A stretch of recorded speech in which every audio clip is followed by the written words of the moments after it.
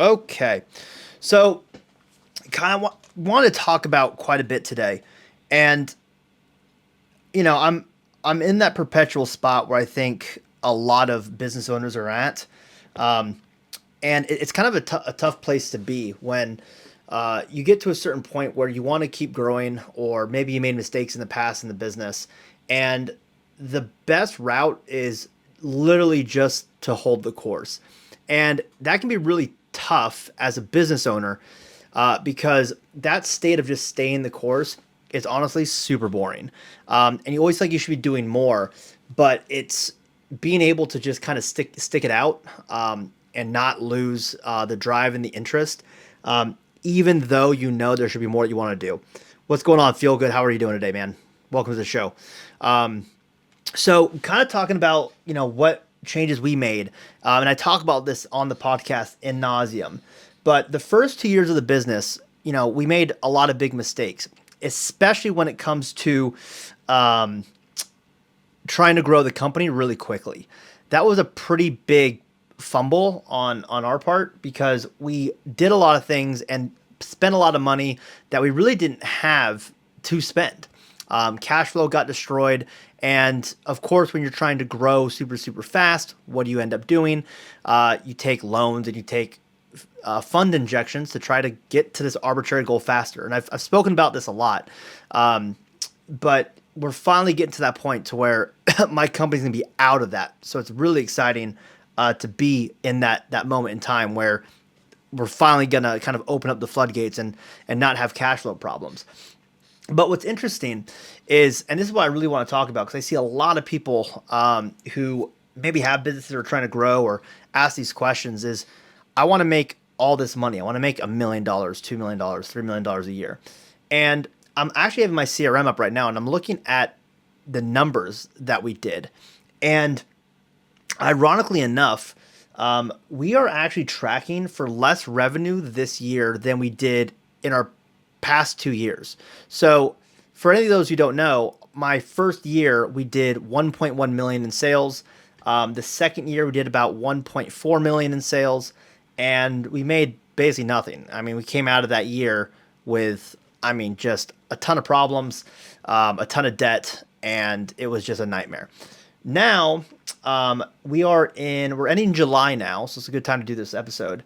And we're currently at 432,000 in revenue. So now we're on pace to probably make around 880 this year. So almost, God, I don't know, probably a 30% decrease maybe. Like pretty substantial decrease. But looking at the books, we've actually been saving money.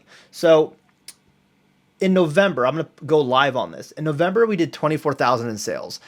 This is where I started seeing, the culture started dropping because we had a bunch of people who shouldn't have been here. Wasn't doing a good job managing the team. December, we actually did okay, did 45K in sales. And then January, we did 65. February, we did 34. March, we did 36. Sales were declining.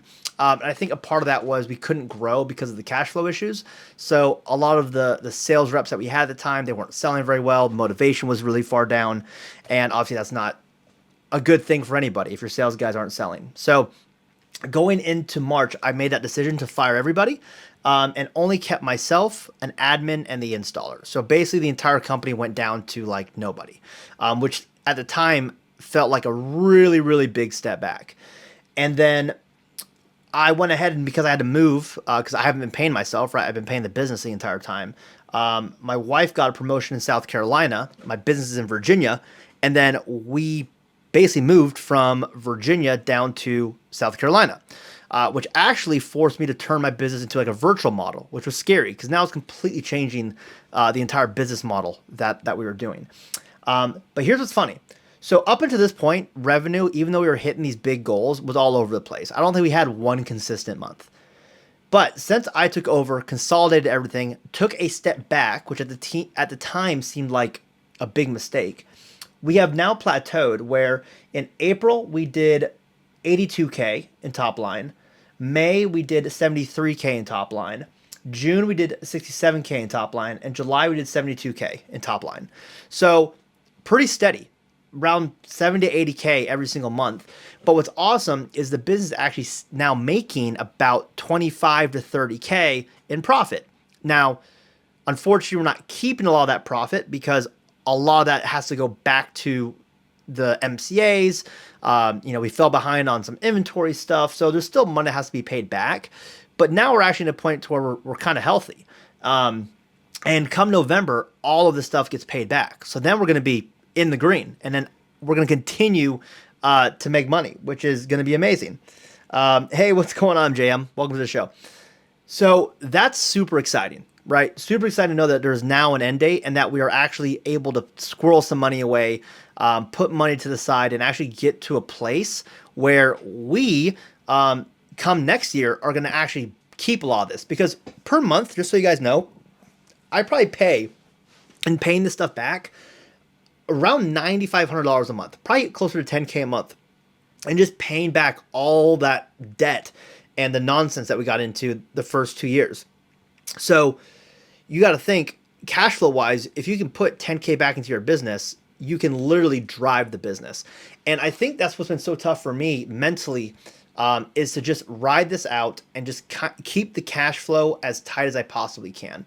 Because it can get frustrating to know what the potential would have been or could be. And you kind of have to take it on the chin, because this whole year honestly has just been a wash. It's just been getting back to baseline. And it's frustrating because I know if I'd done this from the start, then at year 3 where we're at now, we would be 10 times further along. And that is, again, a lesson that I'm going to keep repeating ad nauseum, because it's just so fresh to what I'm dealing with right now, is that the fastest way is honestly the slowest way to get to your goals. It's been proven so many times over for me. And the slowest way is actually the fastest way, because you want to build a skyscraper, but you got to build it on the foundation where it can actually stand. And when I started the company, we definitely built a skyscraper on quicksand. There was nothing for it to stand on. And that became very apparent. And of course, there's mistakes of hiring the wrong people and putting your trust in places that you shouldn't. But that comes with the business, right? And ironically enough, VFriends, Topps Chrome, has actually been quite a bit of a lifeline. And I've been able to create a type of mini revenue stream in collecting these cards and selling these cards, and now being able to get allocations from the community. This has now became a sub business of my business, which is actually giving me some cash flow, which has actually helped me in some low months. Yeah, absolutely. Metacognition. That's great. Feel good. Exactly. And it's easy to say though. Like one thing about business, and this is the thing I've learned. So back before I got into the business, I used to day trade. It was pretty successful at it. I turned about a 5K portfolio into about 45 grand. That was actually part of where I got some of the seed money to start my water company. And one thing I learned about trading stocks or investing is it's not a hard skill to learn. It's a terribly hard skill to master. You really are your own worst enemy when you're trading stocks. And in business, it's the same way. You always think you're the special snowflake. I knew going into business, I helped grow a company before this. So I kind of saw what bad business looked like. And I think maybe in my own naivete and ego, I thought I could avoid a lot of these issues. And unfortunately, it's the problems that you don't know about, or it's the blind spots that you don't know you have a blind spot to, that kill you. And for me, the biggest one was I worked with a guy who I trusted, who was a very smart individual, very hard worker. But when he came to work for me, it changed. And he had a lot of responsibility in the business. And I never double checked it. I never, followed up on his work, because I saw him as an equal to me. And what's interesting about that is if I had been like looking from the outside in, it was such an obvious mistake. But when it's someone you're close with, someone you trust, like you just don't think that way. And I think that's where we get into a lot of issues, to be honest. We always think our situation is different. And that's why, honestly, like I truly believe, like if any of you here want to start a business or in the business world, there's only so much that you can get out of learning. And that, I mean, from learning from books and watching podcasts and getting educational content, because you can learn, I'm telling you, you could learn every right thing to do in the business, but you don't have context on you actually running that business or you interacting in those scenarios. So you don't have any way to actually put that stuff into practice. And it's funny because I've read a ton of the Alex Hormozi books, obviously Gary Vee's books, a lot of the stuff, how to make $1 billion, which is a great business book. Read all this stuff. And I didn't really have a business yet, so I didn't have context on how to make those decisions. I made the mistakes, realized I was an idiot for doing it, went back and reread some of these books, but now I had context and I was actually able to make better decisions. So in my mind, if you are trying to do something or you want to start a business, you might as well just start it and then learn as you go. And the smaller you can start to obviously keep your exposure super low, then that is the best way to go. Don't try to rush anything, but you should just get started because you're going to learn more from doing the thing than thinking about the thing, trying to do the thing, planning to do the thing. You just got to do the thing.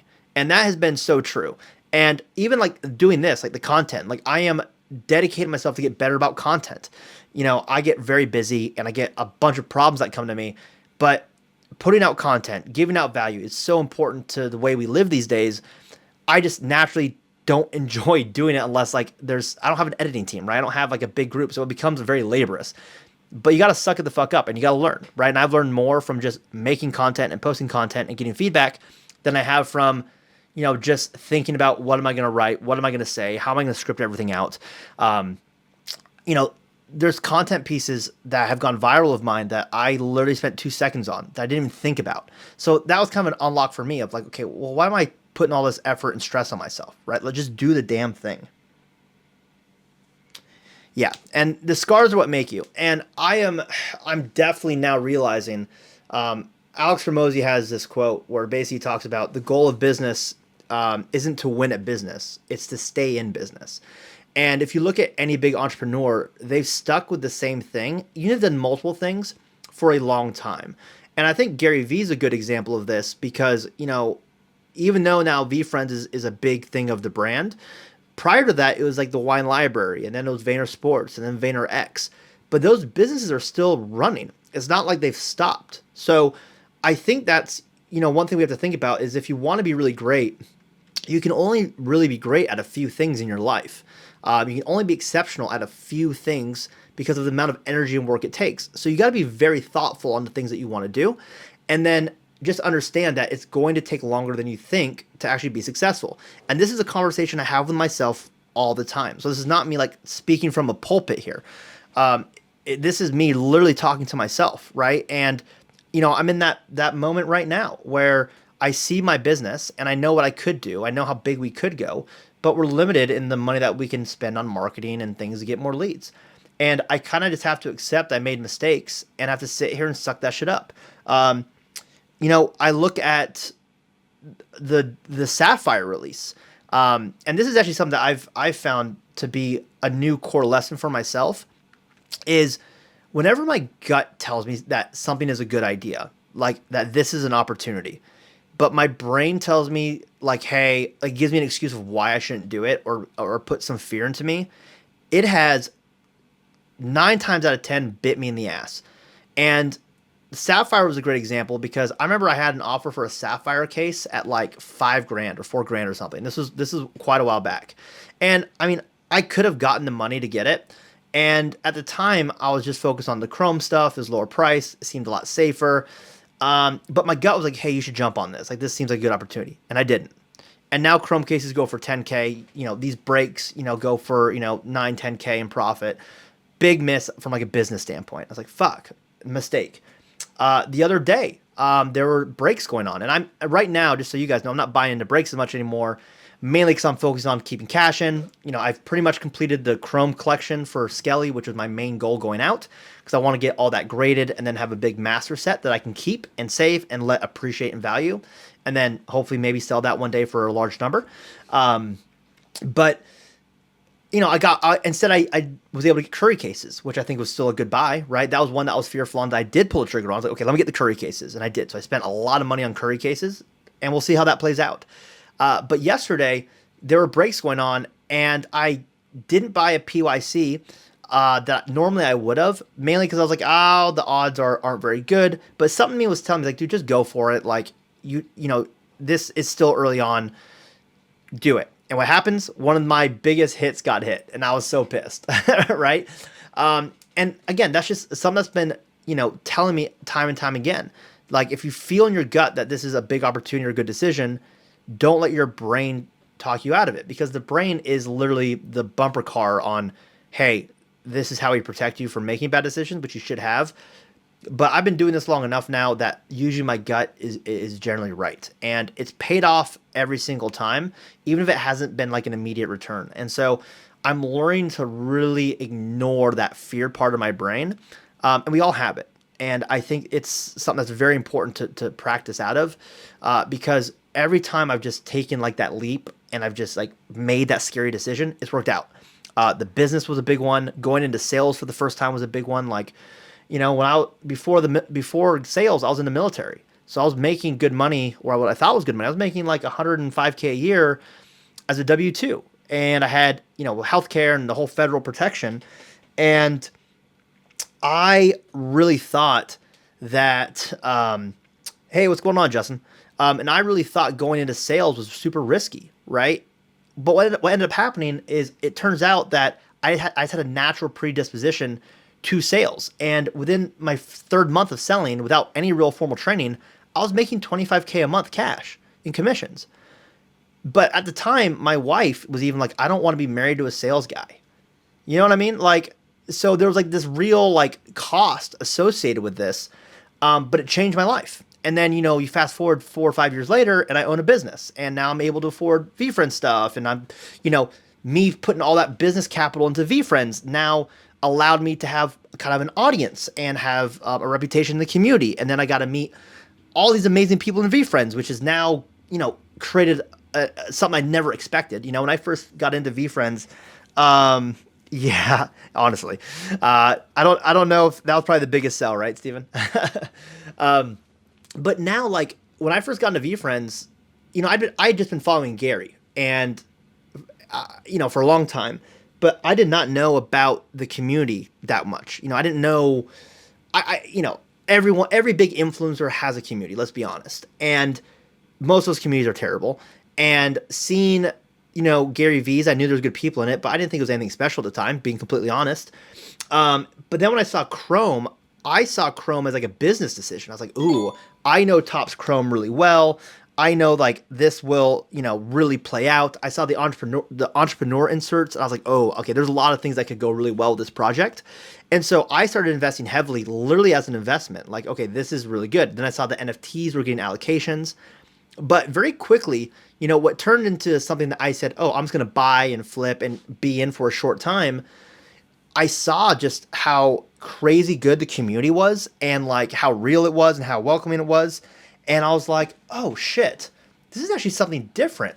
And then I just saw, like, when I went full Skelly mode, and I just saw the love and the support and how the community built. And then even Gary, when I got on the Ask Gary V show, he noticed how much money I was putting in and the effort to get the collection. And he connected me with literally, guys, his inner circle of like the people that have been with him for 20 years, like his personal people for an M&A deal that we were working on. And that changed the game for me. And now this turned into something where I'm like, oh, this is just something I can collect and maybe make a quick profit on, to now it's like, no, I want to get in this for forever now. Like, this is like something that I want to be in. Like, I want to have the name. I want to have the collection. Like, I want to be in for the long haul, and not in for the financial, literally for the people. And just to have a community that's like as excited and in love with the product as I am now. And to have the conversations I get to have offline. And what's cool is, the VFriends community is pretty much business minded. So for me, it's beautiful because I don't know about you guys, but a lot of us entrepreneurs are fucking weirdo psychos. And so you don't really get to have the type of conversations that I would want to have with normal people. And so I've always loved collecting. I mean, I got a crazy bourbon collection and shit back there. Like, I've always, I collect like trinkets wherever I go and travel. And I've always loved trading cards. So this blew me away. And then I get to have collectible conversations with fellow entrepreneurs. And it's the most welcoming, just like, we scratch each other's backs community I've ever met. Like, I talked to one of my buddies who's in sports cards. And the fact I've only been heavy in this with you guys for maybe 3 months, and that I had like hardcore series one holders give me allocations when they could have given it to, like, the Stevens views of the world, or the Courages, like Josh Courage, Stevens view, Soggy, big time guys who, are always doing these big shows. They reached out to me and said, hey, we'll give you some allocation. Like, that's crazy to me, because everywhere else it's like, now we're going to go ahead and we're going to just go with, the same people. We're going to kind of be more gatekeepy. So it's a big testament to the community, and, everyone just really wants to help each other. I mean, you look at even like the AM streams, the SBook streams, like everyone gets great deals. And it really became a positive culture. And again, there's still a business. So, for those of us who do want to turn this into a business, there is that ecosystem. And I've said it before, this is so much more fun, and so much more communal, that I'm going to slowly continue to build up the WhatNot business and try to do this full time. And you can see one thing I'm integrating now. Like, if you see that pinned, right, we are a little early on it, but I sell reverse osmosis drinking systems. They normally sell on retail for $800. If I sell them in homes, because I have to do the install, I normally sell them for $2,000. I'm going to be selling them for like $500. So right above my cost. And then obviously you guys would cover shipping, but I'm now going to be converting like my water stuff over to this. And then I'm going to continue to do that and build the VFriends thing, because, I've talked to Steven, I've talked to Courage a lot. I think where I want to be, honestly, even after running my water company for as long as I've had, I still want to continue to build it, because it's an amazing asset. It's great to have, but I see myself making that transition, kind of how Gary made his transitions into his other businesses. And I think this is going to be the one, like the trading card and the WhatNot thing. I think that's going to be the one I can probably stick with forever, because it's so fun to collect. Going into the breaks and the chases, it's just, oh my God, it hits all of like the pleasure centers of my brain like nothing else. And I still get to do business, and I still get to sell, and I love selling. So I literally get to do all of that right at once, and you get to do it with a lot of cool people. Anyone that's ran businesses or has to deal with customers you don't like the customers are the community. So if you love your community, it's literally the best of both worlds. You get to sell to people you like, and you get this really, this really pleasurable cycle where, the seller is happy, the buyer is happy, and then, you kind of put that money back into community, and it just is this virtuous cycle over and over and over and over and over again. Whereas in a lot of other businesses, it's not like that, right? You generally got to lead in from some sort of marketing campaign, and you build a relationship. Then a lot of times they still see you as a business. They don't see you as the person. And, if things don't go right, or they have some sort of feeling about whatever, then, it becomes this whole, kind of conflicting relationship where they want something and then you might not be able to give it to them. And, it can be really, really tough. I think that's the one thing I've been able to do that separated me, and why my water company has grown more, is I don't run it like a traditional contractor. I really do try to keep the empathy and the heart in my business. I try to make sure people understand that, like, even if something's not in the contracts that we sign, that I will still go above and beyond to help them, even if something goes wrong that's not my fault. And trust me, guys, that's not easy to do. I've definitely failed at it sometimes. I have had some fits of rage over things that have happened before, but it's really something that I try to do, because it's lost now. That heart in business is gone. And I think as we go to a more digital world and AI becomes more apparent and things become way less personal, the more that we can keep the person inside of these environments, the better we're going to do. And so I'm really trying to keep that going as long as I can. Like I said, this whole year, it's a wash for me. It's just getting back to baseline and making sure that, we can stay afloat. Because right now, again, I'm always going to be super transparent with you guys. The problem when you try to go too fast and you get these MCA loans and you try to get funding too quickly is when you get put to like these daily paybacks and you kill your cash flow, you literally have to sell to survive. You have to. Like you can't afford to have a bad month. You have a bad month, you go out of business, which is where I've been for the last 19 months. 19 months I've been in that headspace. And then, I was able to get out of it once I got like a good bookkeeper and got some foundational things in place that I needed forever ago.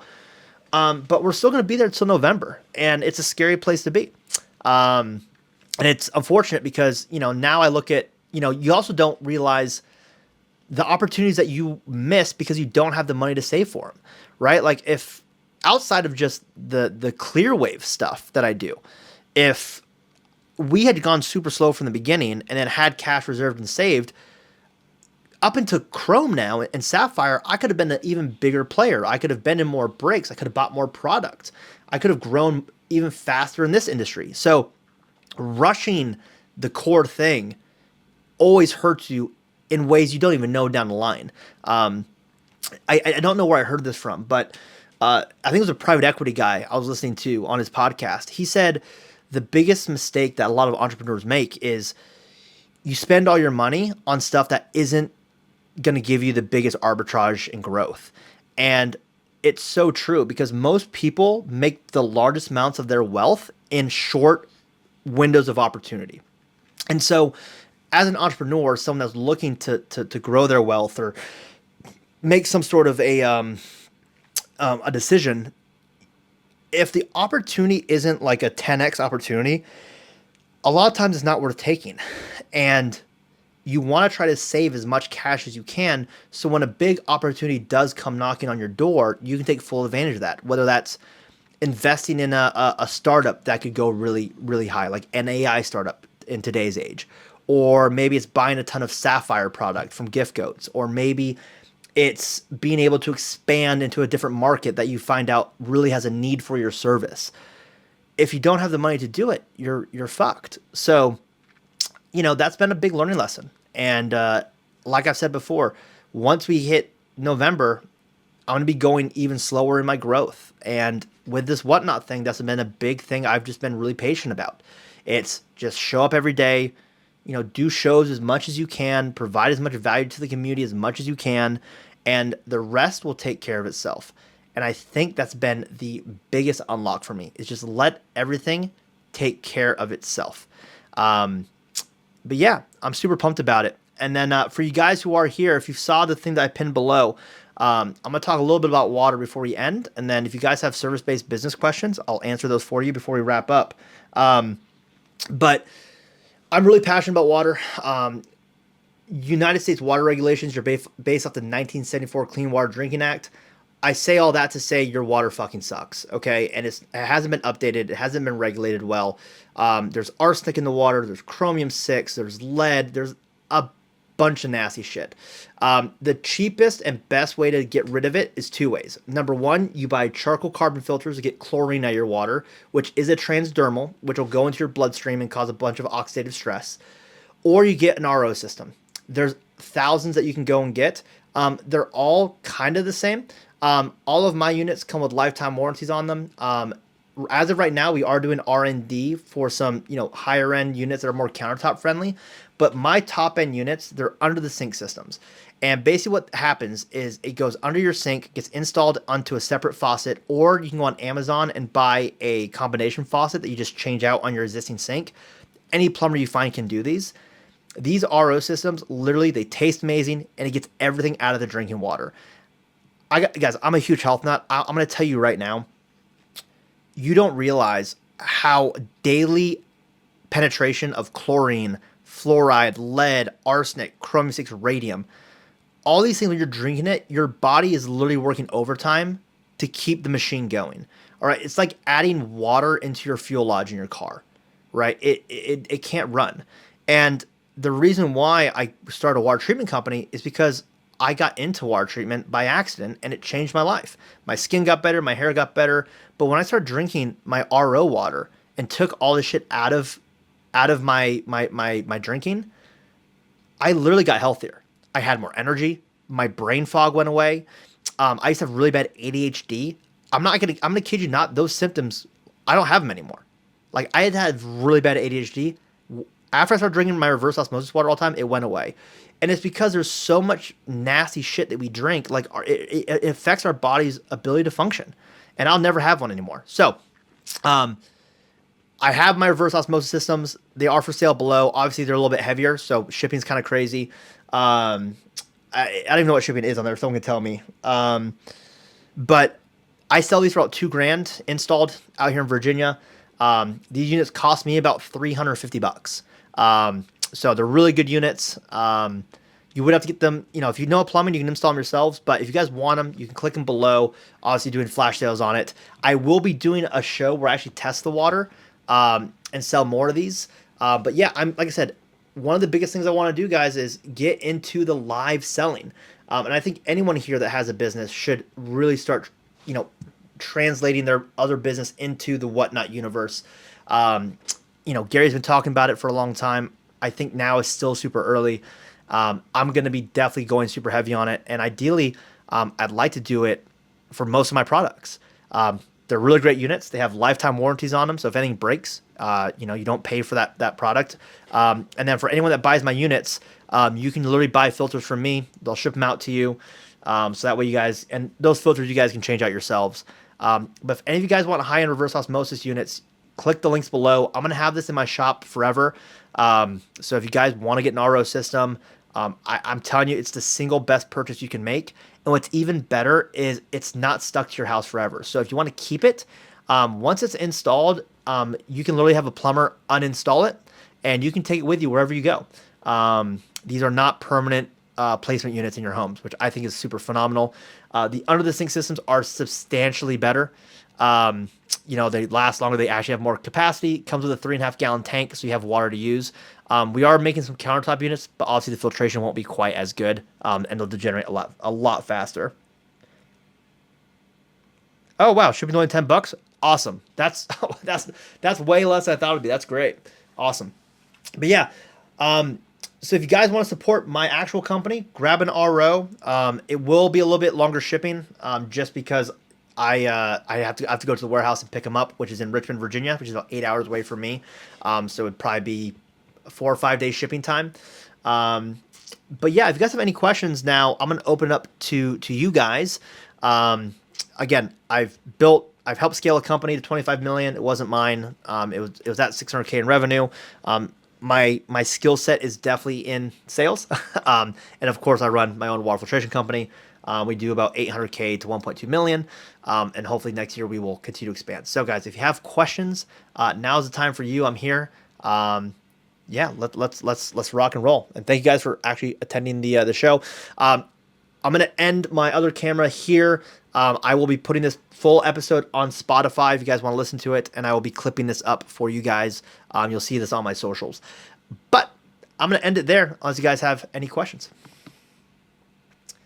DJ, thank you, brother. Yeah, always grinding, man. I'm never gonna stop, my man.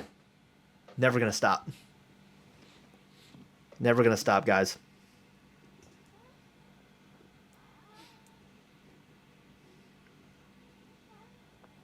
All right. Awesome, guys. Well, if no one has any questions, I think we end it here, and then we'll go do a raid. And guys, let's have an amazing day. I have to get back to closing some deals on my end, but I love all of you guys. Please bookmark my future shows. Oh, real quick, sorry. I will be